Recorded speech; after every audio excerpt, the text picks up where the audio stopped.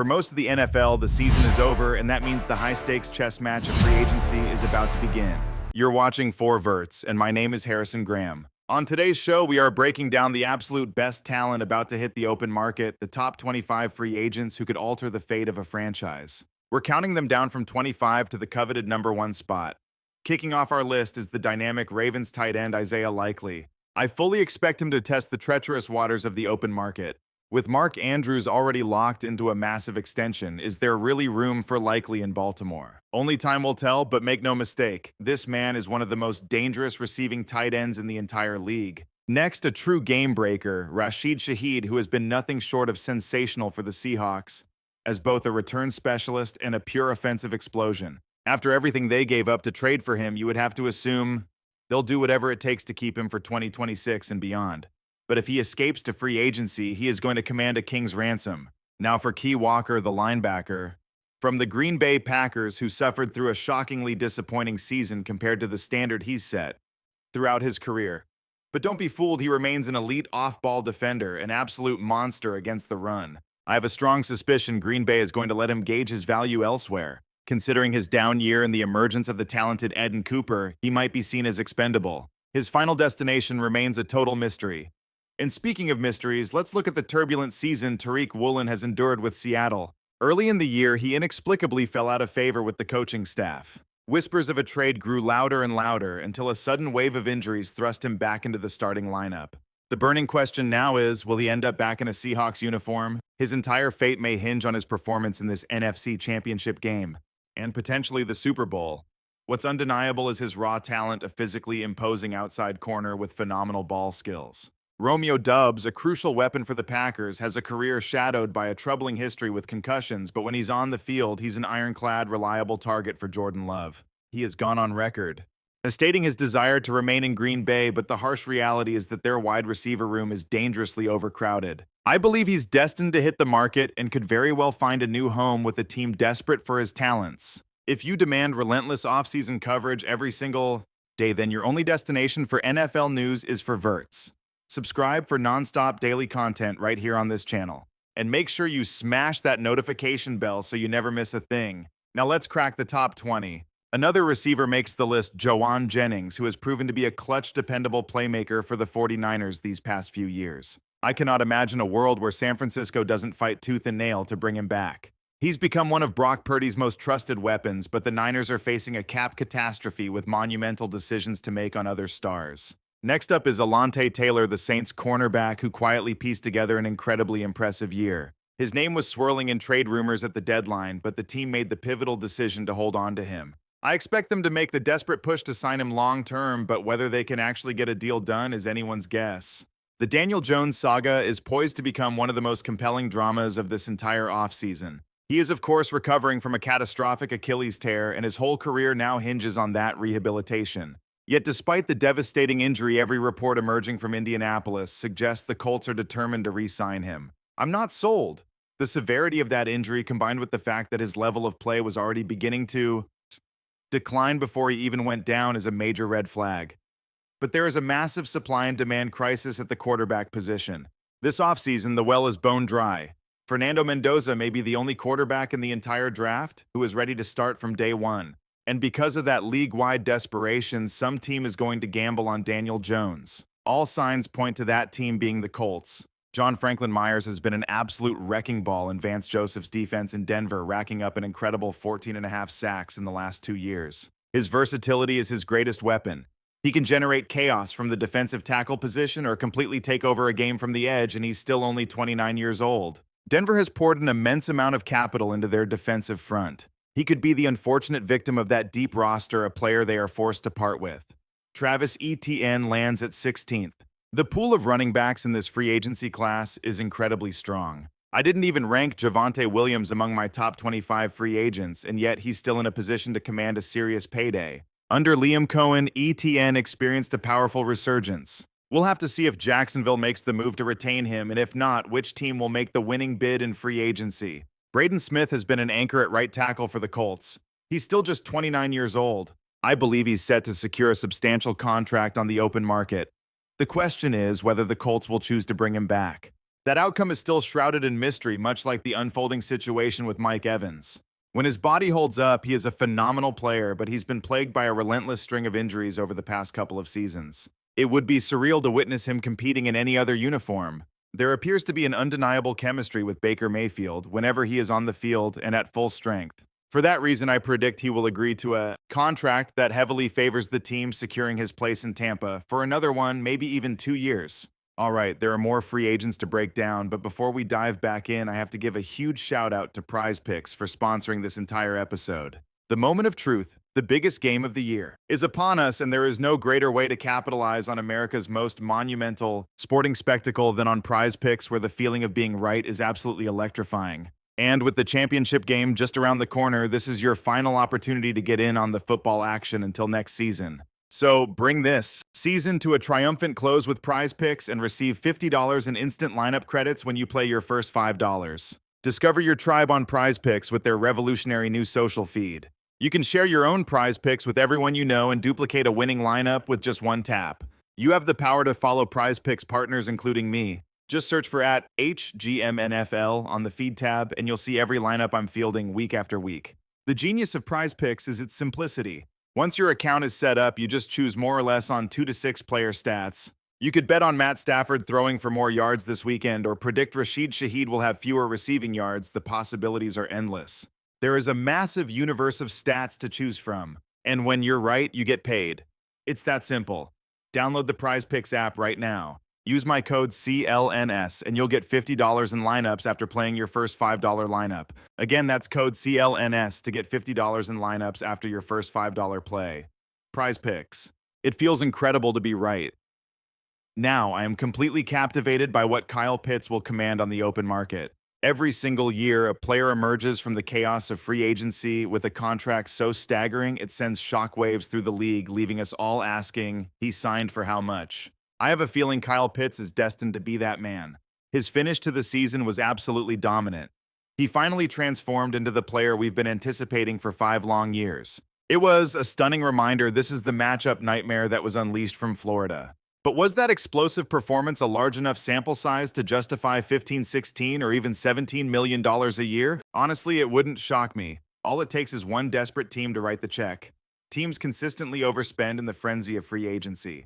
My gut tells me Atlanta will let him walk, although he remains a prime candidate for the franchise tag. So we can only wait and see how it unfolds. Odafe Oweh, traded mid-season from Baltimore to the Los Angeles Chargers, had an impressive year, recording 7.5 sacks. He is the perfect number 2 pass-rushing threat on a truly great defensive line.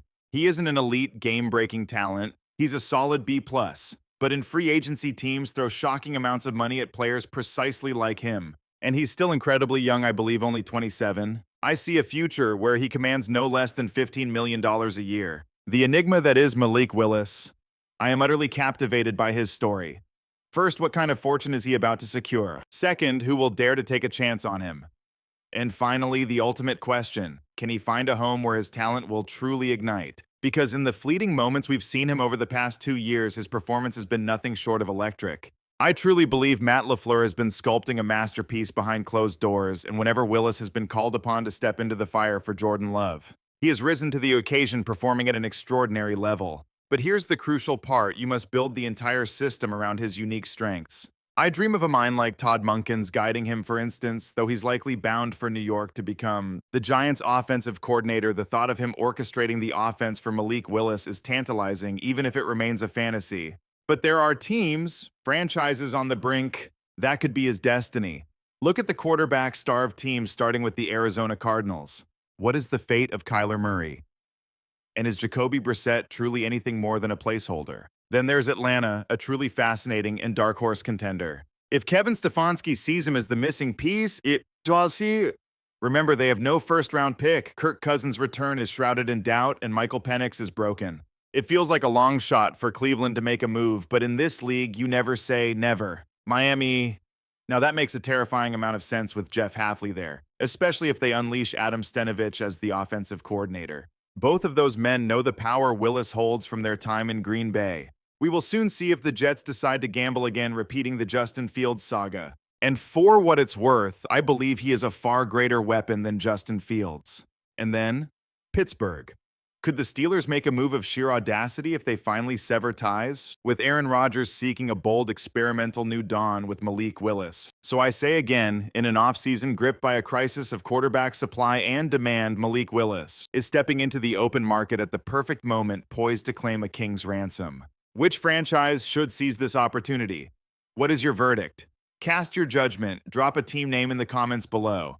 I am absolutely mesmerized by the possibilities, where he will land and how he will reshape the league in 2026, because I have no doubt he will be given the chance to lead an army somewhere. Speaking of legends, Aaron Rodgers. The whispers surrounding the Steelers echo with uncertainty. Will he even play another season? And if he does, would he ever return to the black and gold of Pittsburgh? We are recording this on a Friday, so the entire landscape could shatter between now and when this story reaches you on Saturday. But mark my words, if Mike McCarthy seizes control of the Steelers, the odds of Rodgers returning dramatically increase. If not, I believe he faces a stark choice: either fade into retirement or bide his time waiting for another desperate call to arms. And could the Vikings, haunted by past what-ifs, enter the fray this offseason? There were murmurs last year, but they dissolved into nothing. Could another power player like Atlanta under Kevin Stefanski make a shocking play for him? Would they dare? I am certain suitors would emerge from the shadows. The real question is, does the fire still burn within him? I honestly don't know. He played with a fire I thought had been extinguished this year. So if he chose to wage one more campaign, I have no doubt that multiple teams across the league would offer him a battlefield. And now we come to Kenneth Walker at number 9. He has ended this year with a terrifying display of force. He has become the very heart, the engine of that Seattle offense. Surely the Seahawks would fight to keep him, but they have Zach Charbonnet waiting in the wings, a prisoner to his contract. They could draft his replacement. His fate may ultimately be decided by the market's whims. I am also captivated by the looming financial showdown between him and Breece Hall, who will command the greater fortune this offseason. Both have been scarred by injury, but when they are whole, when they are healthy, they may not be in the absolute top echelon of running backs, but they exist in that brutal, unforgiving second tier. They are warriors capable of being ranked anywhere from the 7th to the 12th best running back in the entire league on any given Sunday. To be honest, I placed them both in the exact same category. Mark my words, Breece Hall is about to cash in, and you can bet Kenneth Walker will be right there with him. A powerhouse like the Kansas City Chiefs could absolutely make a play for one of these two difference makers. So you absolutely have to keep a close watch on both of their situations. And let's not forget Travis Etienne. I'm telling you, these running backs are poised for a blockbuster offseason. Then there's Devin Lloyd, who just delivered a career-defining season for the Jags, and he is about to get a massive payday. He is without question the most coveted linebacker, hitting the open market, a turnover machine, dominant in coverage, and a brick wall against the run. However, I'm just not convinced that Jacksonville has the resources to keep him. Consequently, some other franchise is poised to offer him a contract worth up to $20 million annually. A figure like that wouldn't surprise me in the slightest. Alec Pierce presents another franchise tag dilemma for Indianapolis. The issue is that the tag number is a staggering $28 million, and I can't see them pulling that trigger. If I were in charge in Indy, though, I'd be fighting tooth and nail to keep him. Perhaps a 3- or 4-year contract could get it done somewhere in the ballpark of $20 to $22 million per year, but I can absolutely guarantee his agent is urging him to explore the open market. The advice is clear: do not sign anything with Indy before discovering your true value in free agency. Because as we all know, it just takes one desperate team. A team willing to say, we'll give you 4 years for $110 million, that's $26 or $27 million a year for Alec Pierce. I don't see him as a true number 1 receiver, but he is without a doubt a top-tier number 2. And players with that kind of talent always get overpaid in the frenzy of free agency. All right, entering the top 5, Rasheed Walker. This situation echoes the Breece Hall and Kenneth Walker debate. He may not be in that truly elite class of left tackles, but he is an exceptionally good one. He offers that rock-solid stability at left tackle that teams build championships on. He's a fringe top 10 player at his position across the entire NFL. If the Packers don't secure him with a massive deal, another team will without hesitation. This is almost identical to the Ronnie Stanley situation from last year. While the Ravens ultimately kept him, if Walker actually reaches the open market, the bidding war will be astronomical. The same can be said for Tyler Linderbaum, who is by a wide margin the best center available. And with a completely new regime taking the reins in Baltimore, you have to wonder, will they make keeping Linderbaum a priority? Will he actually become available? Could a team like the Giants make a shocking move to sign him? Could he follow John Harbaugh and Todd Monken to New York? Only time will tell. but we're talking about one of the league's truly elite centers. There are already whispers of a contract approaching $20 million a year. Honestly, that would not shock me at all. Jalen Phillips only recorded 5 sacks this year, but don't let that fool you. He generated 73 pressures. He is a constant disruption in the backfield and a force against the run. And the most frightening part, he's only 27 years old. Players of his caliber hitting free agency in their prime command an absolute fortune, and I just don't see Philadelphia being the team to pay it. They are simply saddled with too many huge contracts and other critical issues to address. This means some team is about to make him an incredibly wealthy man. Josh Sweat secured what I believe was an $80 million contract last year. I expect Phillips will get that same amount, if not more. Next up, Trey Hendrickson. I am completely captivated by what his market will be given that he finished the season on injured reserve. My gut tells me he'll secure a high-value contract with a massive annual salary on a short 1 or 2 year prove-it deal. Imagine 2 years for $50 million, $25 million per season with something like $35 million guaranteed. I'm thinking a 1+1 structure or perhaps a 1.5-year guaranteed setup. He will have no shortage of offers. If I'm running the Bengals at this point, I think I have to let him go. He is not a realistic candidate for the franchise tag simply because the number will be far too high and it's fully guaranteed against the cap, leaving Cincinnati with absolutely no room to manipulate that figure. And finally, the number 1 free agent available is George Pickens. While he can undeniably be a significant headache when he's focused and engaged, he is one of the most supremely talented receivers in all of football. My conviction is this. What truly left me stunned about Pickens this year was the raw, untamed devastation he unleashes after the catch. It felt like a crime how Pittsburgh was wasting his potential, just forcing him into an endless cycle of jump balls and sideline prayers. But with Dallas, my God, how many times did we see him seize a simple slant and turn it into a 30, even 40-yard cataclysm? It felt like every single game he delivered one of those soul-crushing plays.